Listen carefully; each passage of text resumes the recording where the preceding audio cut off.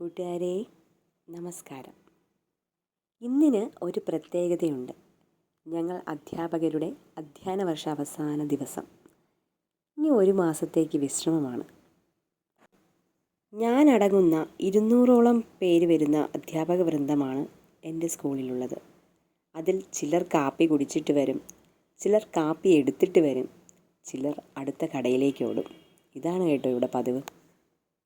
ഇന്ന് ഞങ്ങൾ മൂവരും കാപ്പി കുടിച്ചിട്ടാണ് വന്നതെങ്കിലും ലക്ഷ്മി മിസ് ഒരു ചായയും കടിയും ഓഫർ ചെയ്തു. പിന്നെ എന്തിനു വേണ്ടെന്ന് വയ്ക്കണമെന്ന് വിചാരിച്ചാണ് ഞങ്ങൾ ഇന്ന് ചായക്കടയിലേക്ക് എത്തിയത്. 3 മീഡിയം ചായയും പഴക്കേക്കും ഒപ്പം കൊച്ചു വർത്തമാനവും കഴിഞ്ഞ് ഞങ്ങൾ ഇറങ്ങി. ഇറങ്ങാൻ നേരം ആൻറ്റി പറഞ്ഞു, നിങ്ങളുടെ നമ്പറൊന്ന് എഴുതിയിട്ടേക്കണേ ടീച്ചർമാരെ എന്ന്. ഈ നമ്പർ എഴുത്തിന് പ്രത്യേകിച്ച് കാരണങ്ങളൊന്നുമില്ല, സ്നേഹത്തിൻ്റെ പുറത്തുള്ള ഒരു കുറിപ്പ് മാത്രം. അവിടെ നിന്ന് ഞങ്ങൾ നേരെ സ്കൂളിലെ മീറ്റിംഗ് നടക്കുന്ന ഹാളിലേക്ക് പോയി. അപ്പോഴേക്കും എല്ലാവരും വന്നു കഴിഞ്ഞിരുന്നു. 2 മണിക്കൂർ നീണ്ട മീറ്റിങ്ങിന് ശേഷം എല്ലാ വർഷത്തെയും പോലെ ഇന്നും ഉച്ചഭക്ഷണം റെഡിയായിരുന്നു. ഞങ്ങളുടെ അധ്യാപക സേവനത്തിന് ശമ്പളത്തിന് പുറമെ മാനേജ്മെൻറ്റ് സന്തോഷിപ്പിക്കാനായി നൽകുന്ന സമ്മാനമാണിത്.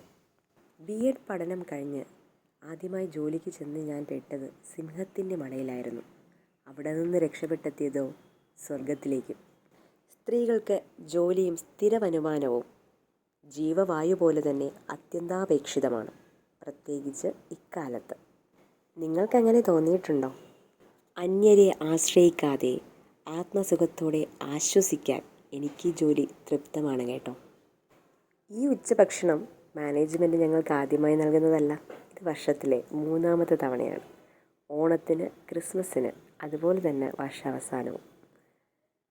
ശേഷം കുറച്ച് റീൽസും എഴുത്തുമൊക്കെയായി സമയമങ്ങ് പോയി. പിന്നെ പഞ്ച് ചെയ്യാനുള്ള ഓട്ടമായി.